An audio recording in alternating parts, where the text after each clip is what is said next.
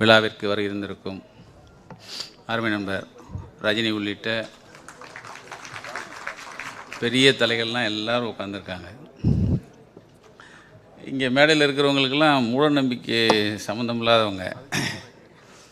எப்பவுமே ஒரு 75 கொண்டாடினா நம்ம வீடுகள் எல்லாம் திருச்சி சுற்றி போடுவாங்க. இப்போ முதல்லையே திருச்சி சுற்றுறது எப்படின்னா, நம்மளை மாதிரி ஒரு பூசணிக்காய், முரட்டு பூசணிக்காய் வாங்கி நம்மளை மாதிரி மீசையை, ஒரு என்னை மாதிரி மீசை பெருசாக முரடாக வரைஞ்சி அது கடைசியில் தான் வைப்பாங்க. இது முதல்லையே அடிச்சிட்டாங்க எங்கள் அக்கா.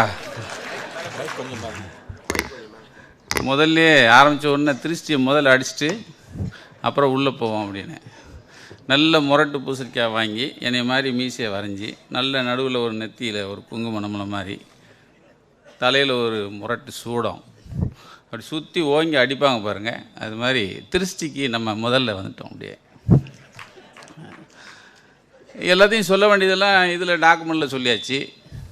எங்கள் அக்கா முக்கால்வாசியே பேசிடுச்சு.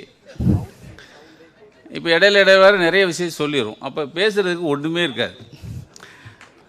நமக்கு நிறைய இருக்குது.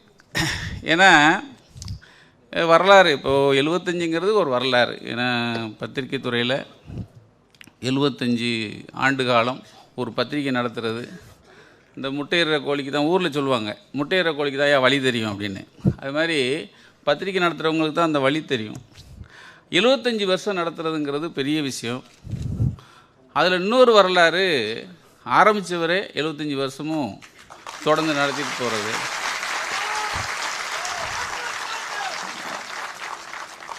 அது அந்த வரலாறுங்கிறது ஒரு பக்கம். நீங்கள் பேசும்போது இந்த நம்ம டாக்குமெண்ட்டில் வந்துச்சு, பொன்விழா மலரை அண்ணன் வந்து 1992 பொன்விழா மலர் அட்டையை, அது பேசப்படுற அட்டை, எங்கள் அண்ணன் திருநாவுக்கரசு நான் அந்த புத்தகத்தை வாங்கி பார்த்தேன். அப்பயே அதில் சொல்லியிருப்பாங்க, அந்த அட்டை வடிவமே அண்ணன் வந்து ஆர்டிஸ்ட் அரசை கூப்பிட்டு இந்த மாதிரி அட்டை வரும்னு சொன்னாங்களாம். எப்படின்னா, ஒரு அகல் விளக்கு, அதுக்கு அடுத்தாப்பில் ஒரு காமாட்சி விளக்கு, அதுக்கடுத்து ஒரு ஒத்த திரி விளக்கு, ரெட்டை திரி விளக்கு, அதுக்கப்புறமா 5 திரி விளக்கு, அதுக்கப்புறமா அடுக்கு விளக்கு, அதுக்கு பின்னாடி சூரியன். இது வந்து 50 பொன்விழாவில் முரசொலியுடைய அட்டைப்படம் இதுதான்.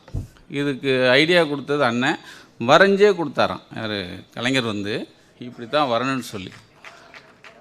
அதாவது ஒரு விஷயத்தை பொத்தி வளர்க்குறது ஒரு பக்கம், முழுவதுமாக கவனித்து அதை வெளிவர்ற அந்த விஷயத்தை பார்த்து சந்தோஷப்படுறதுக்கு பாருங்கள், அது அவர்கிட்ட தான் பார்க்குறோம்.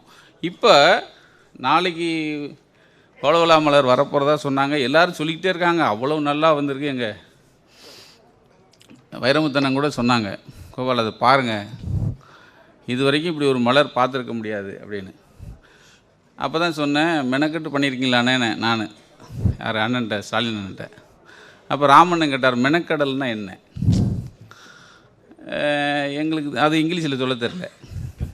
இங்கிலீஷில் யாருமே சொல்லலை, அவர் புரியவே இல்லை. நான் சொன்னேன், அது மெனக்கறது தான், வேற என்ன, மெனக்கெடுக்கு மெனக்கறது தான், அது நாளைக்கு பார்ப்போம். இப்போ எப்படி நீங்கள் காலையில் போனீங்களே, இந்த இதெல்லாம் திறந்து வச்சிங்களே, அந்த கண்காட்சி முரசொலி அரங்கம், முரசொலி ஆஃபீஸில், அதுக்கு அவர் மெனக்கெட்டுருப்பார் அப்படின்னேன். ஓ அது அப்படின்ட்டு தெரிஞ்ச மாதிரி காட்டார், அவ்வளோதான். ஆனால் இந்த மெனக்கடல் கலைஞர்கிட்ட தான் கற்றுக்கணும். அதாவது உங்களுக்கு எல்லாருக்கும் தெரியும், எமர்ஜென்சி வந்துருச்சு.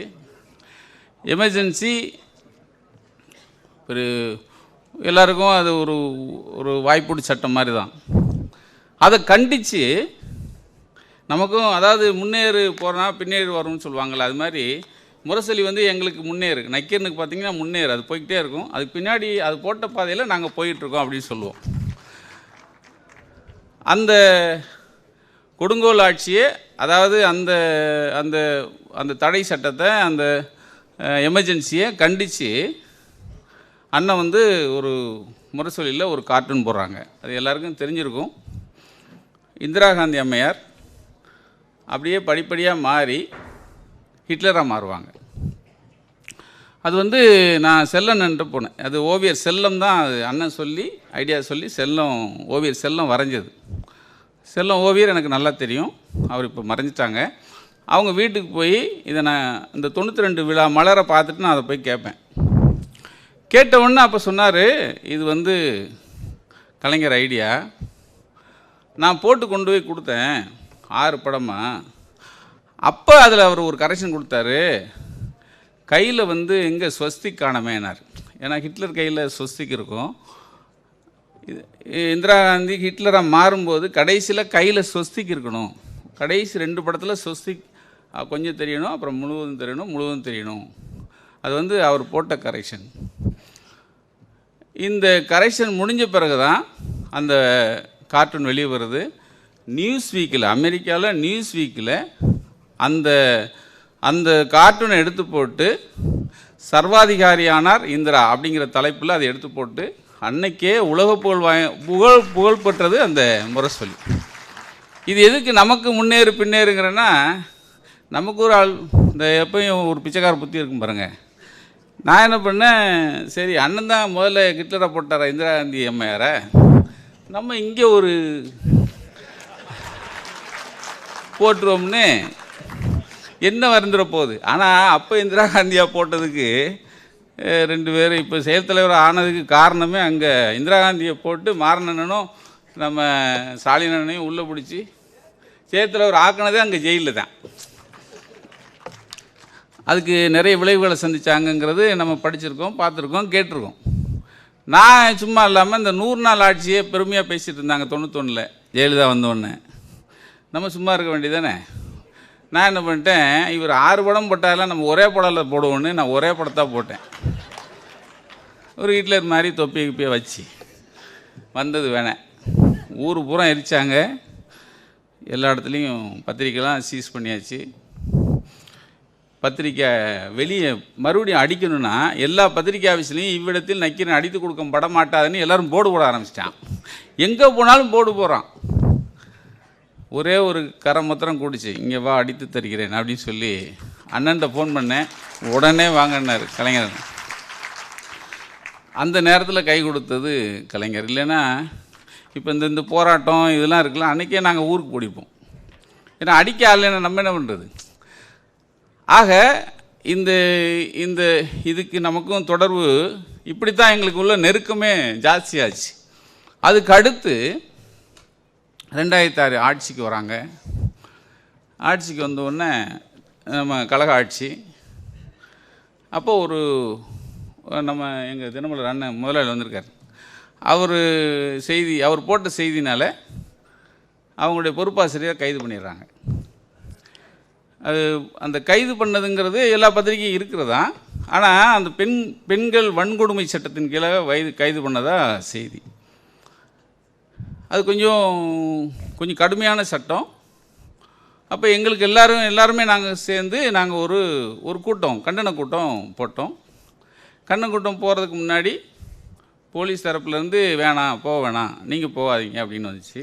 இல்லையா, இந்த சட்டம் ரொம்ப கடுமையான சட்டம், இது அண்ணனுக்கு முதல்ல தெரியுமான்னு தெரில. இந்த சட்டத்தின்படி பத்திரிகையாளர் கைது பண்ணிட்டா நாளைக்கு அது சிக்கலாகி போகும். அதனால் இதை நம்ம எதிர்த்தாகணும்னு நானும் போய் எல்லோரும்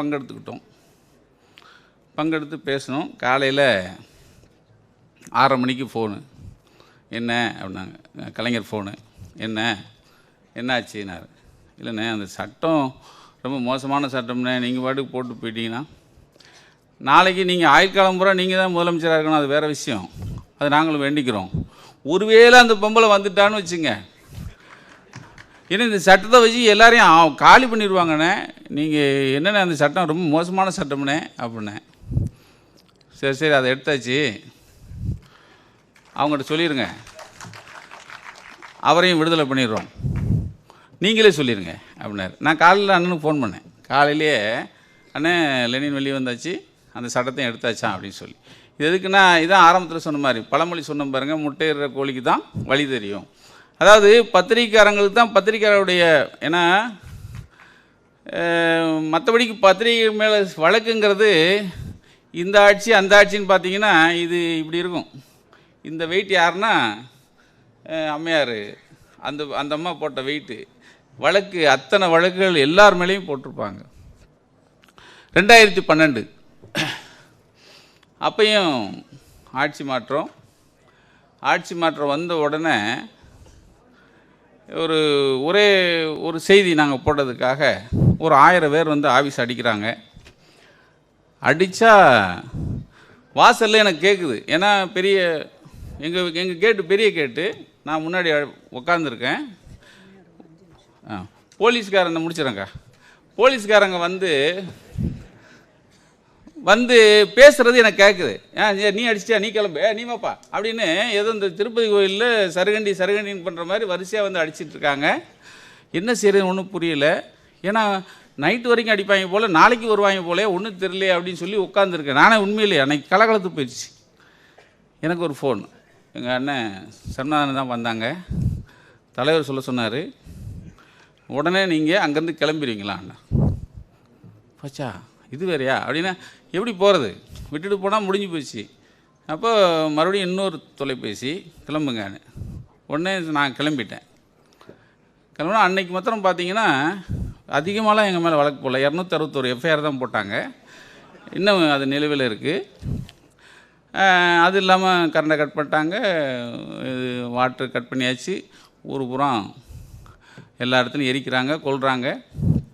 அப்போ முதல் அறிக்கையே கண்டன அறிக்கை அண்ணன்ட்டு தான் வந்துச்சு. முதல் அறிக்கை. 2வது அறிக்கை கொடுத்தது எங்கள் திருமாவளவன், 3வது ஜவஹர்லா, 4வது ஞானதேசிகன். வேறு எந்த பத்திரிக்கையும் நம்ம கை கொடுக்கல, எங்கள் ஆனந்தவுடன் மட்டும் கை கொடுத்துச்சு.